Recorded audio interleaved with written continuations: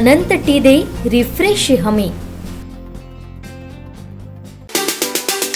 आमच्या गावातून जाणारे डंपर, ओव्हरलोड डंपर, बाजूला असलेल्या क्वारीवरनं होणारे बोर ब्लास्टिंग आणि त्या ब्लास्टिंगमुळे होणारा गावाला त्रास, या समस्या घेऊन आम्ही इथे आलो होतो। आमच्या गावाला त्या ब्लास्टिंगमुळे 156 घरांना तडे गेले होते आणि त्या तडे त्याचे पंचनामा झाला आणि त्याची नुकसान भरपाई सुमारे 22,35,800 रुपयाची नुकसान भरपाई BNCने हे केली होती, मान्यता दिली होती त्याला। आणि त्या नुकसान भरपाईसाठी आम्ही उपोषण केलं होतं। डंपर गावातून होऊ नये हा आमचा मुद्दा आहे आणि त्याच्या संदर्भात आम्ही त्यांना केल्यानंतर त्यांनी आम्हाला हे सांगितलं की डंपर मी ओव्हरलोड आहे की नाही माझं काम नाही बघण्याचं, पास असल्यानंतर मी डंपर अडवू शकत नाही।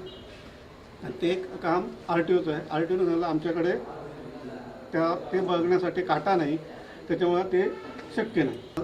निवडणूक झाल्यानंतर हे टेस्टने तपासणी करून प्रत्येक क्वारींची तपासणी केलेली आहे। त्यासोबत तिन्ही गावचे सरपंच, सोनुर्ली, वेत्ते, निगुडे, मळगाव सरपंच असून ग्रामस्थ आणि प्रत्येक अधिकारी तिथे तपासणी केली जाईल।